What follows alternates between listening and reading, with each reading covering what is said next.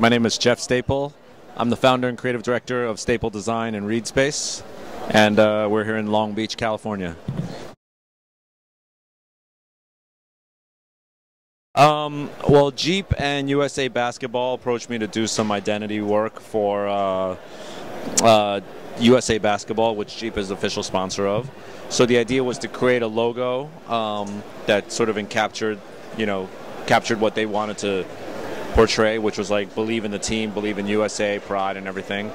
And then after we did the logo, then they were like, let's do some collaborative pieces and some special items that are only for Team USA Basketball. So those items won't be sold, they won't be given out or distributed, they're just for the team. So it's pretty dope to have the opportunity to be able to design something that, the dream team's going to be rocking, It's crazy, man. Yeah. You're honored about that. Yeah, and then that video was kind of a bonus. I think that, you probably saw the video, which showed like the making of it. So they wanted to run through the whole process of how I do my work. And then that was on the Jeep website and everything, and that was dope just to like have them highlight me. Like it was an honor enough for them to like want me to do it, but then for them to like say like let's now put you in front of the camera is kind of dope. I think first I ask myself what I want to see and what I feel is right, and it used to be that it would stop there. It used to be like I would just ask myself what I want to rock or see or represent, and then I would just do it. But now I'm a little bit smarter and like more mature and more savvy in that I ask myself that question first, and then I sort of ask other people, my staff, and then I sort of ask people at ReadSpace, and like I sort of take a larger test to see, if it's going to work or not, and what other people feel about it, and then. It's kind of like if 9 out of 10 people like what they're seeing, then like I feel like, okay, this is going to be good, and then we go for it. No, I really love talking to my staff, and especially the staff at ReadSpace, because they're like on the ground. They're like the foot soldiers. So like they actually talk to the people and hear what people are really feeling, like customers and stuff.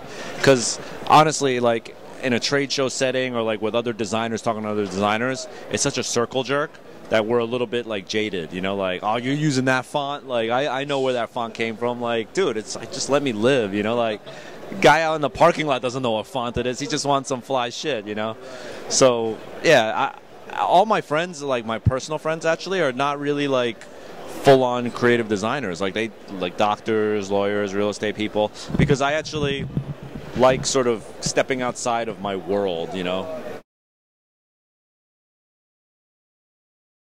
A lot of exciting stuff, man. Yeah, I mean, our product assortment is always top notch, and I really love the brands that we represent. All the way from big guys, big players like, Converse and Stone Island and shit, and then independent startup guys that are just beginning, like 8 Arms and Black Mist and Acapulco Gold and stuff, like just, fun streetwear brands. And then we've been doing a lot of events and activations out of ReadSpace too. Yeah, so we did like a couple months ago, we did the Odd Future pop-up with Tyler and Odd Future, and that was amazing. And then followed that up with like a John Mayer pop-up, which is like, people were like, wow, Odd Future and John Mayer is crazy. Yeah. Right before we left for Agenda, we did the Futura Hennessy launch at ReadSpace. So, like, just in the past 2 months, it's been like Odd Future, Tyler the Creator, John Mayer, Hennessy, and Futura. Like, not too many people get to have all those different spheres of influence under one roof. And it just shows how ReadSpace embodies not just like street culture, hip-hop, or pop or art. It's like, it's all those things, and it's all of us, like we all have those interests, so there shouldn't be a reason why there should be like these tight categories like, oh, that's a hip-hop store, that's a skateboard store. I think my team and I have successfully created a physical place where all of that can happen at the same time. Some are really obvious, and then some are not as some are obvious, like when someone works, we have the chance to work with someone, it's like, yeah, definitely, and then some are like when John Mayer asked, it was sort of like, that's interesting, let me think about that, but then it was like, you know what, no, like this is gonna throw people like a curveball, like they expect us to follow up with like an Aesop Rocky pop up or some shit, you know. But no, we're coming with like a multi-platinum Grammy-winning like songwriter, you know, who's also like a personal friend. So it's like, it's cool. But like, I wanted to throw people that left, and I know John was thinking the same way. He was like, I want to do something unexpected. I want to take my fans down to the Lower East Side instead of doing it at, you know, Virgin Megastore in Times Square, you know, which would be the typical thing.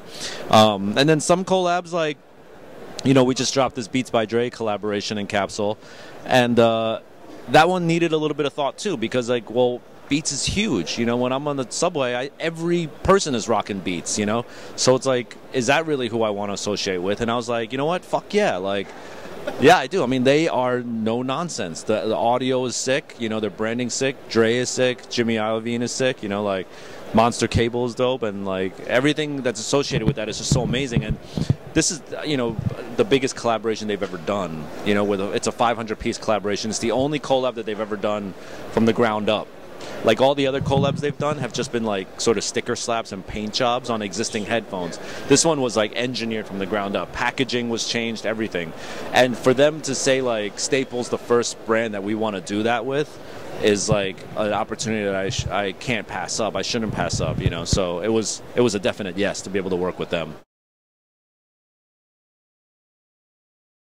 I've always wanted to work with Mike Tyson. Oh, really? Yeah. Because, you know, he has a real genuine love of pigeons, and so do I. But he does it from like a more training standpoint. Like, he, you know, trains and races and raises them and washes them and bathes them and everything. So like, I would love to, you know, just, you know, chop it up, hang with him, and like maybe do something with him. I can see that happening, man. I can notice that. We never know. Yeah, you never know.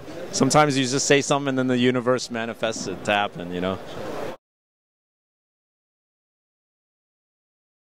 Well, actually, I think the message of follow your dream has been well stated and well documented. I think a lot of people are following their dreams now, and a lot of people know that they won't necessarily find happiness at the end of like a money rainbow, you know. In fact, I was just eating breakfast this morning at the hotel, and on the front page of USA Today, which is like America's cheesiest newspaper, you know, on the front page was like, studies show money might not make you happy. There's like a happiness index now that has nothing to do with money, right? So now I think people are very cognizant of that. I think now what people need to realize is like, just because you have a dream doesn't mean that like the battle's done. Like, they have a dream and then they don't know how to like get off their ass and actually execute it. They think having a dream and then going to get it is like a cakewalk, when oftentimes it's much harder than a typical 9-to-5 job, you know. And I think that people need to realize that there's a lot of sacrifice involved in doing your own thing. So you got to prepare yourself for that. My man Brian just de-virginized me on Roscoe. Like, I told him 2 days ago. No, this is how it happened. This is how it happened. We were in the car. He's like, yo, we should try Roscoe's chicken and waffles. I was like, chicken and waffles? I was like, why would you put a chicken and a waffle on a same plate? He's like, no, it's chicken, waffle with butter, syrup on top. You let it get into the chicken. I was just like, what? Fucking shit's nasty. And he's like, what? He couldn't believe I never had it. So then last night we made the pilgrimage, went to Roscoe's, ate it for the first time, and the second I put it in my mouth, I was like floored. I was like, oh my God. I was shocked. I was really shocked. I was like, yeah, I guess it's like the crispy skin, the salty, and then the syrup, and then the butter. Well, I went all out. I had the number one, which is like a quarter chicken with two waffles, and then we ordered the chicken chili fries.